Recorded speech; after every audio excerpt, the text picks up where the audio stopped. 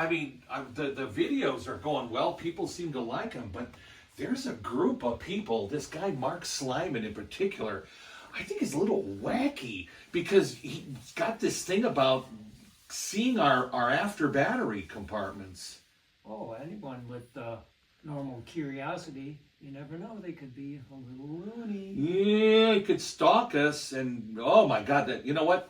So anyway, Mark and everybody else that's curious to see what is in the battery wells of fleet boats that have been reserve trainers and had their batteries removed because they were mothballed. Today is your lucky day. There ain't much to see down there, but we're going in Cod's battery wells, and we're going to start today with the after battery well, which, what are you rubbing your hands for? It's cold down there. It's 2 degrees colder down there than it is up here. And we're willing to do that for you, Mark, and everybody else that's got a fixation about the batteries. But let's talk about that before we go down there. It's a rubber-lined room, which is appropriate for our crew. Yes, I've been there before. And we've been using it for, at times it was a workshop. Now it's more of a secure storage area. Forward battery is got cinder block. Well, not cinder block, cement block. There's a difference. The forward battery, the Navy put cement blocks to give us the ballast we need because all that weight, missing. But that doesn't mean there isn't space for us to get in there because that is our long-term curatorial storage. The stuff we just don't want to throw away, but we're not ever going to need for the foreseeable future, we put it in there. Anyway, so without further ado, for all of you, you're going to put the old fat guy through the very narrow battery hatch. Ugh. And this is not pleasant. But the things I'll do for our visitors, just don't make that popping noise as I slide through. Hey, we need to get down in here and really clean up this deck. Hey, Paul, look at the camera for a sec. There we go. Oh. All right, I'm safe. Well, these are the two old guys. One's a lard ass, the other one has got no body fat. Ta-da!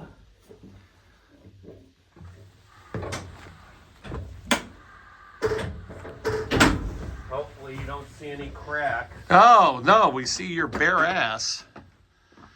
Hey, here you go. Take it back. So most of you probably should be familiar with Dave Cracy, our maintenance director. Hey, Dave. Well, thanks for joining us. This is the after battery, and it's got some unique features that date back to the Navy. For instance, these black outlines here.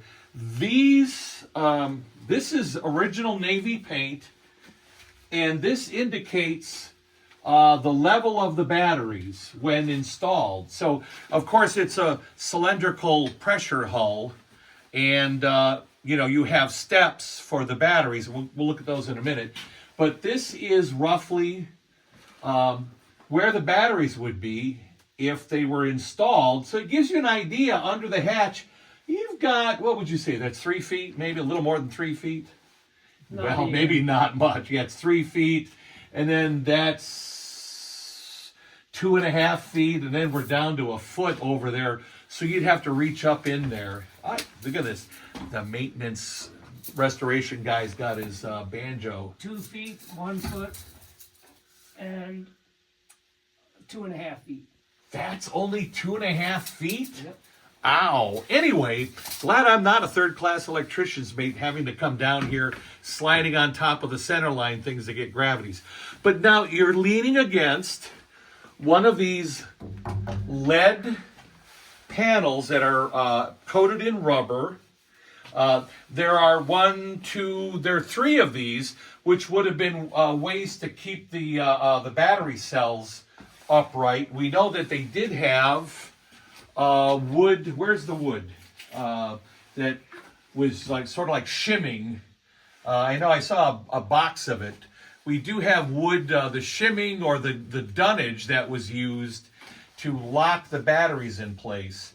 But anyway, and then down here, this is our vinyl. But you can see the rubber lining on top of the steel. And that was very important because very early in submarine development, battery jars would leak and the acid would corrode through the pressure hull. And we had some submarines sink as a result of that. So rubber-lined battery cells.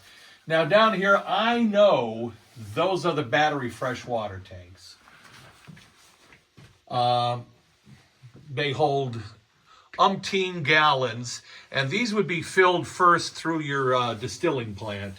And there is a watering system, hoses and a little, think of it as a miniature, non-metallic, like a gas nozzle. If you fill your tank up, you'd be using that to water your batteries. Here's one of the outlets, I believe. Ah, there's one of the outlets, and that is a electrical schematic. This is for the hydraulic plant. I'm drawing up an isometric layout of our entire hydraulic plant pertinent to the periscope. So I do have to point out down here, this is a lot brighter than you normally would see in a battery like this. There are steam tights, and those are the original steam tights to illuminate this place, but we added the LED fluorescence. I guess they're not fluorescents if they're LEDs. We added the strip LED lights to really make this a nice place. Now I know why I can't find you guys half the time. You can thank Ralph Neff for this beautiful Ralph, light. thank you very much for all that dedicated electrical work. So down here, by the way, since we do use this as our archival storage, let's point out some of the wonderful things we have down here. Like, for instance, starting over here, a pipe rack that we have yet to use. Some World War II fans that came from ships that we got strip ship opportunities on. A Chromalox heater that doesn't fit anywhere on our boat. Buffing attachments for the Navy the Navy issue buffing thing that they used to use. You think we're ever going to use these? Nah. Why you got your assortment of wiring here? Right. This Cables. is our little electrician's nook. Are you saying there's organization down here? Organization. And these are blueprints, right? We have 13 bins of all the ship's blueprints. Number Right. 1 through number 13. 1 through 13. So, in fact, a couple of times recently, I needed to find something.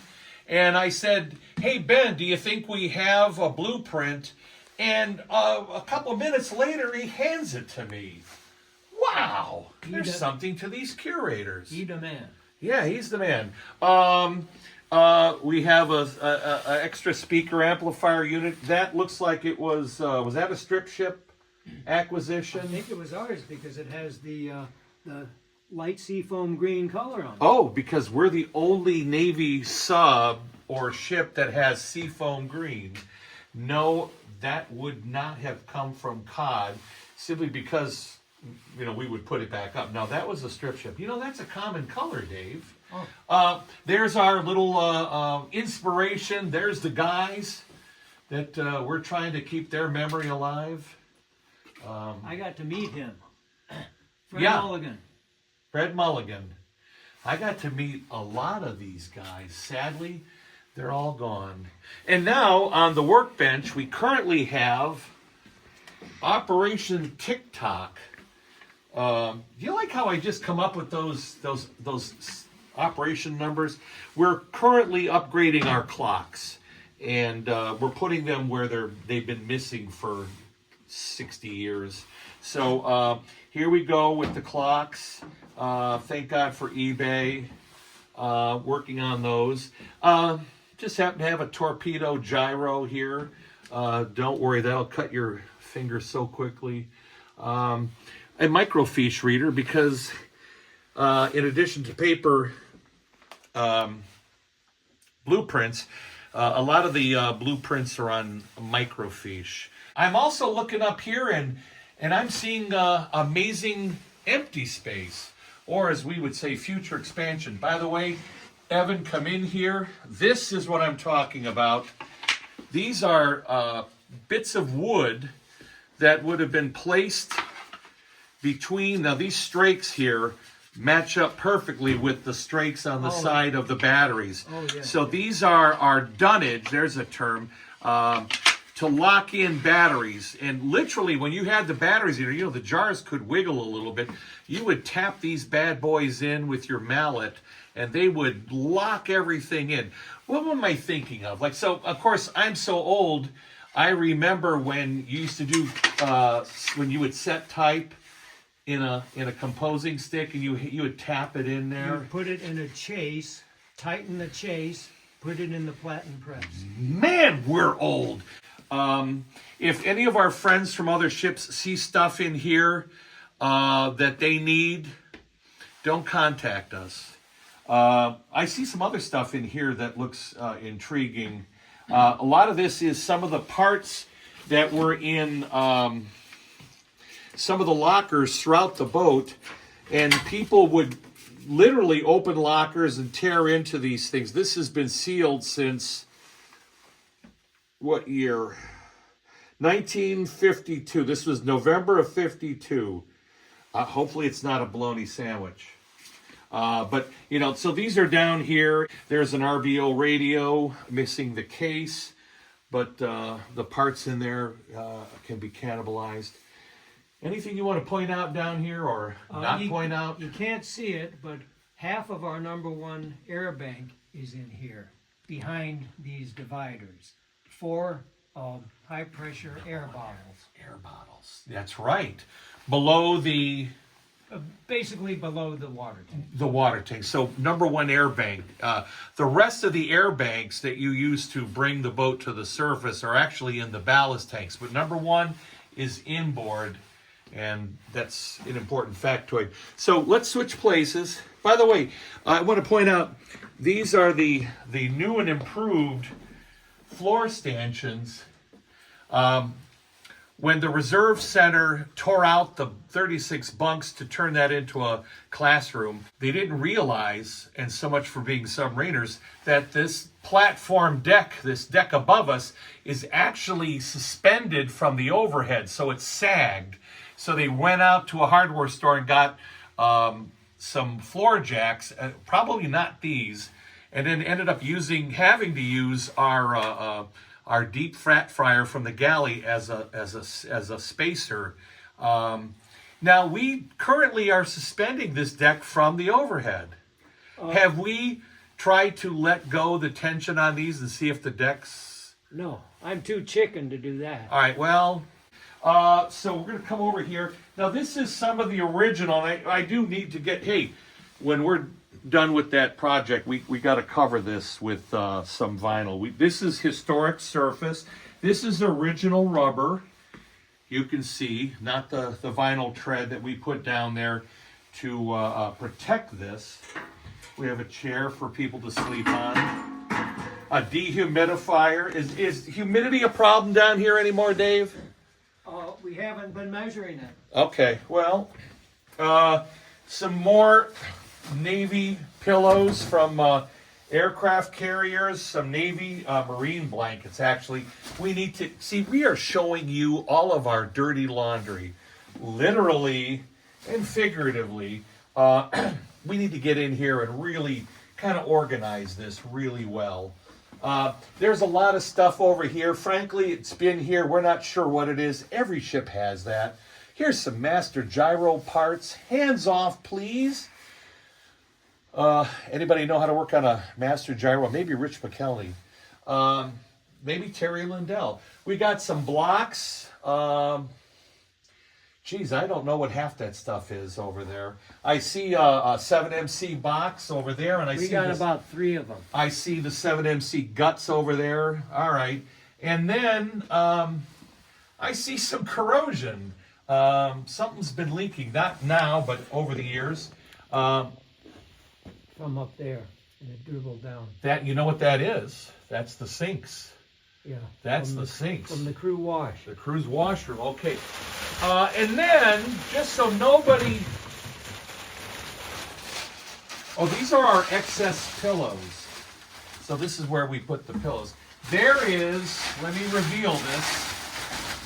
There is the depth charge doubler plate for the after battery hatch, which good luck, you can't get it out of here without taking the deck apart. So I guess it's going to be down here for a long time. Now back to the operational aspects of this. Having 126 battery cells, that's dangerous. So what are these things, Dave? Tell our viewers. These are the quick disconnects for the after battery well. You figure you have 126 lead acid batteries in here, hooked up in series, 2 volts per cell. That gives you 250 volts DC per well. You have a positive connect and a negative connect. And if you want to disconnect your battery well, like now, you just do this, and then similarly on the other disconnect. And you got to come down into the battery well, which might be arcing and shorting, and there might be chlorine gas and everything Yes. down here. Sailors have actually done that and saved their boats in dire situations. So that's what those are. And you can see the cabling running here. Very substantial cabling. All good copper, huh? Right up there. Yeah, a little bit of paint flaking off of it. Those would handle 2,400 amps. Okay. You know, this door here, we're not sure where it goes. It probably, it looks like it's a spare door. Nope.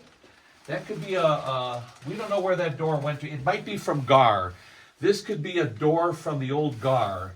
And we're not sure how it fits, but, you know. We're keeping it as a spare. Oh, we absolutely, because we might discover, is that another door behind there? We got 2 doors and some Navy mops. I don't want to pull these out. There's another one. There's 2 doors. You know what? It would be good at some point, and they're identical, although that one has a red plastic. Okay, so this has got the air trap. So this door should go, is a spare for the one at the back end of our For main berthing. crew berthing. This one up here, you know, That could be on the that could be on the vest. forward end. Yeah. Yeah. So we got spares from GAR. Thank God that they saved those. And these yellow things here are they're part of the shaft connections, I understand it.